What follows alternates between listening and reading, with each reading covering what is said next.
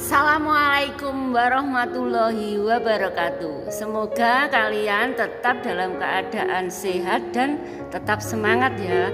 Kali ini kita akan meneruskan materi tentang kerajaan Hindu-Buddha di Indonesia bagian yang kedua.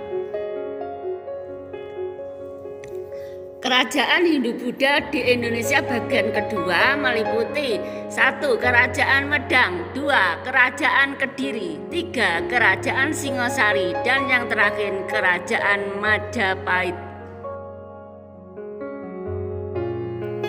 Baiklah anak-anak, kita mulai yang pertama yaitu Kerajaan Medang. Empu Sendok memindahkan Mataram ke Jawa Timur dengan ibu kota Jombang, yaitu yang letaknya di tepi Sungai Brantas. Empu Sendok mendirikan dinasti baru bernama Isyana sebagai pengganti dinasti Shailendra. Adapun sumber sejarahnya tentang Kerajaan Sumedang antara lain prasasti Pucangan, Anjuk Ladang, dan sebagainya. Lalu sumber kedua yaitu berita dari India dan Cina.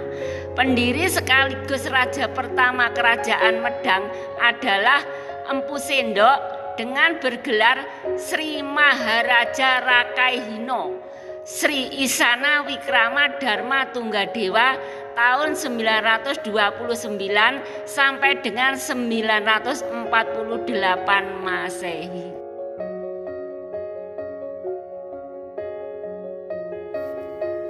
Dharmawangsa yaitu cucu Empu Sendok tahun 990 menyerang Sriwijaya namun gagal. Pada tahun 1016 Raja Wurawari atas dorongan Sriwijaya menyerang Dharmawangsa saat Dharmawangsa menikahkan putrinya dengan Erlangga yaitu putra Raja Udayana dari Bali. Peristiwa ini menewaskan seluruh keluarga termasuk Dharmawangsa anak-anak. Hanya Erlangga dan pengikutnya Narutama yang selamat. Erlangga bersembunyi di hutan Wonogiri sebagai petapa.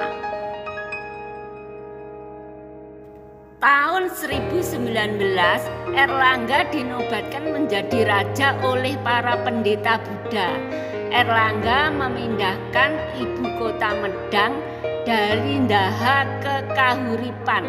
Selanjutnya Erlangga memerintahkan Barada untuk membagi dua kerajaan Medang yaitu Panjalu dengan ibu kota Daha dan Jenggala dengan ibu kota Kahuripan, bermaksud untuk mencegah perang saudara antara kedua putranya yang lahir dari selir.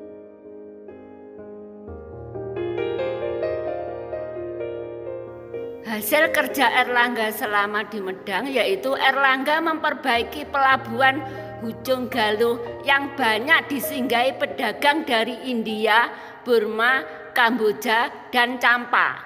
Lalu Erlangga membangun bendungan Waringin untuk mencegah banjir dan mengairi sawah. Lalu perkembangan di bidang kebudayaan, Mahabharata disadur dalam bahasa Jawa. Empu Kanwa mengubah kitab Arjuna Wiwaha. Lalu urutan selanjutnya adalah Kerajaan Kediri. Kerajaan Kediri muncul berawal dari Erlangga membagi dua kerajaan Jenggala dan Panjalu yang keduanya dibatasi oleh Kali Brantas. Setelah Erlangga wafat tahun 1049 Masehi, terjadi perang antara Jenggala dan Panjalu. Jenggala akhirnya kalah, kemudian kedua kerajaan dipersatukan dalam kekuasaan Panjalu di Kediri. Adapun sumber sejarah kerajaan Kediri antara lain prasasti Pandeggan dan prasasti Panumbangan dan sebagainya. Raja-raja yang memerintahkan kerajaan Kediri antara lain Jayawarsa, Jayabaya, Sarwewara, Gandara, Kameswara, dan Kertajaya. Adapun puncak kejayaan Kediri yaitu pada masa Jayabaya tahun 1135 Masehi anak-anak, berhasil memadamkan kekacauan dan pertentangan dengan Jenggala. Adapun sumber berita tersebut berasal dari Prasasti Hantang yang memuat Panjalu Jayanti atau Panjalu menang. Kehidupan ekonomi Kerajaan Kediri antara lain yaitu pelayaran. Armada lautnya sangat kuat. Lalu perdagangan meliputi emas, perak, gading, kayu, cendana, dan sebagainya. Sedangkan pertanian sebagai penghasil beras.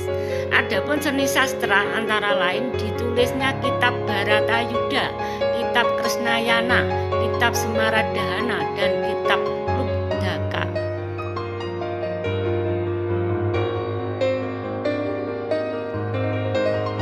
Kediri berakhir pada masa kekuasaan Kertajaya. Antara lain terjadi pertentangan antara raja dan kaum Brahmana. Lalu Kertajaya bersikap sombong, berani melanggar adat. Berikutnya tahun 1222 Masehi, Ken Arok sebagai penguasa Tumapel yang didukung kaum Brahmana menyerang Kediri. Akhirnya Kediri dapat dikalahkan oleh Ken Arok. Kerajaan Hindu-Buddha yang nomor 3 yaitu Kerajaan Singasari atau Singosari. Kerajaan Singosari adalah kerajaan di Jawa Timur yang didirikan Ken Arok pada tahun 1222 Masehi. Adapun sumber sejarahnya sebagai berikut. Kitab Pararaton, Kitab Negara Kertagama, lalu Prasasti Balawi, Prasasti Maribong, Prasasti Kumala, dan sebagainya. Menurut Pararaton, Tumapel adalah bawaan kerajaan Kediri yang dikuasai seorang akuwu bernama Tunggul Ametung, istrinya bernama Ken Dedes. Lalu digulingkan oleh Ken Arok yang waktu itu merupakan bawaan Tunggul Ametung. Dan berikutnya Ken Arok menjadi akuwu baru di Tumapel.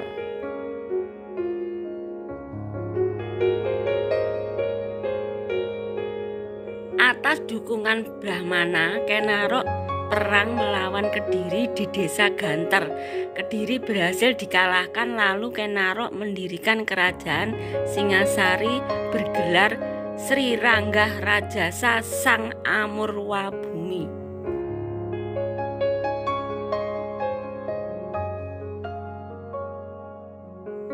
Kerajaan Singasari mencapai puncak kejayaan pada masa pemerintahan Kertanegara. Kertanegara berhasil memperluas kekuasaan meliputi Bali, Kalimantan Barat Daya, Maluku, Sunda, dan Pahang.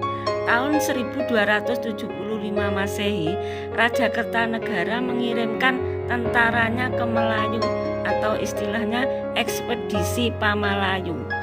Tujuannya yang pertama yaitu untuk menggoyahkan Sriwijaya, dan yang kedua untuk menahan serbuan tentara Mongol, yaitu pimpinan Kaisar Kubilai Khan dari Cina yang sedang melakukan perluasan di wilayah Asia Tenggara. Kehidupan ekonomi Kerajaan Singasari yaitu pertanian dan perdagangan. Wilayahnya di daerah pedalaman yang dialiri sungai besar yaitu Bengawan Solo dan Kali Brantas, yang dimanfaatkan sarana lalu lintas, pelayaran, dan perdagangan. Adapun pemusatan perdagangan yang dilakukan Kertanagara yaitu dengan upaya menggeser Sriwijaya sebagai penguasa perdagangan di Selat Malaka dengan ekspedisi Pamalayu.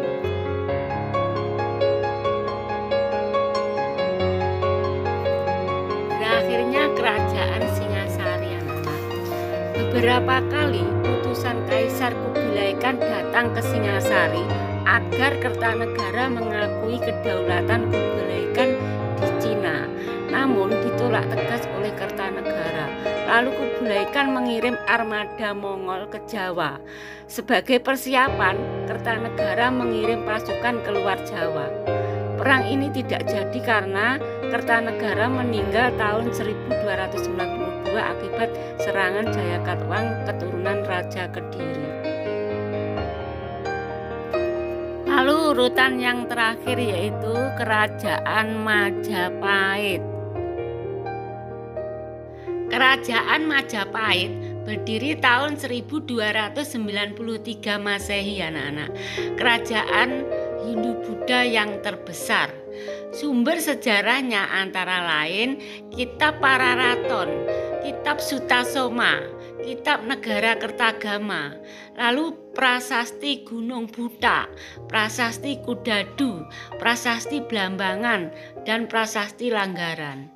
Ketika Singasari diserang Jayakatwang, Raden Wijaya yaitu menantu Kertanegara meloloskan diri dan mendapatkan pertolongan Arya Wiraraja yaitu Bupati Sumenep.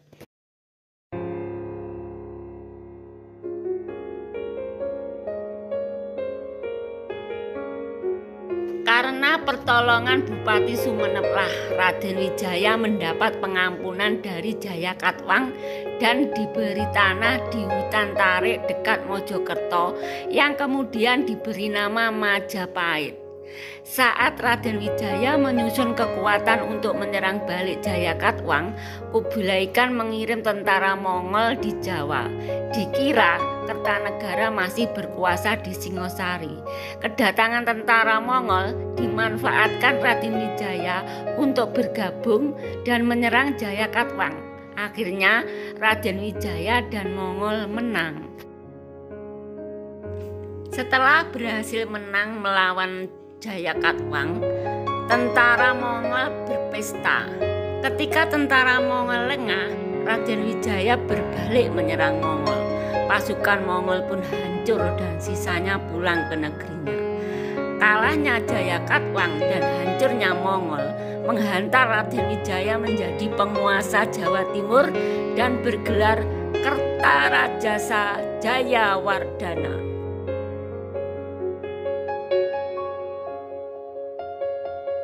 Tahun 1350 sampai dengan 1389 Masehi, Kerajaan Majapahit mencapai puncak kejayaan di bawah kepemimpinan Hayam Wuruk dan Patih Gajah Mada.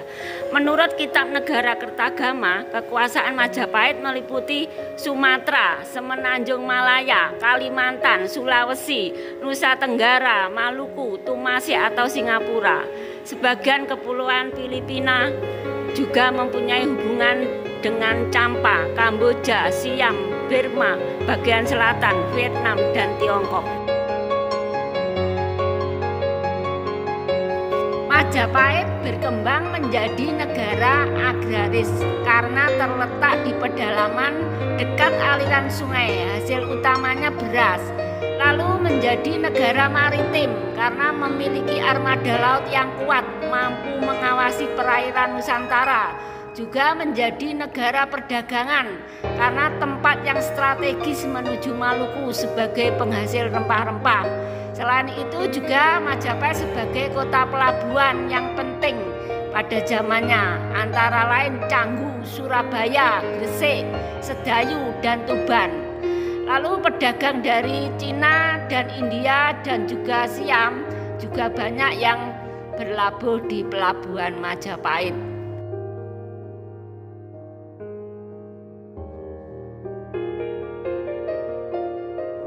Lalu bidang sastra di Kerajaan Majapahit yaitu Kitab Negara Kertagama. Selain sastra juga merupakan sumber sejarah Majapahit. Berikutnya Kitab Sutasoma, yaitu kitab yang memuat kata semboyan bangsa Indonesia, Bhinneka Tunggal Ika. Lalu bidang seni bangunan, dibangun Candi Prambanan dan Cawentar di Blitar. Lalu Candi Tigawangi dan Surawana di Pare, Kediri. Dan berikutnya Candi Tikus di Trowulan.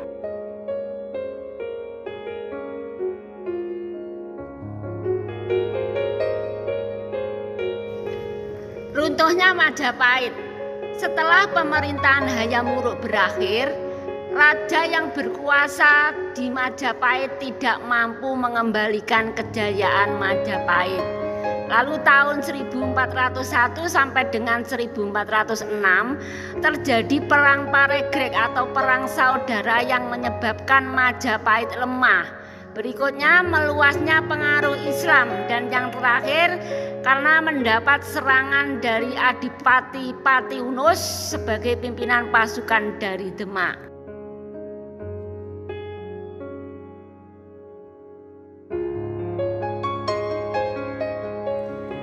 Saya kira sekian pembelajaran kita kali ini. Saya ucapkan terima kasih. Selamat belajar. Wassalamualaikum warahmatullahi wabarakatuh.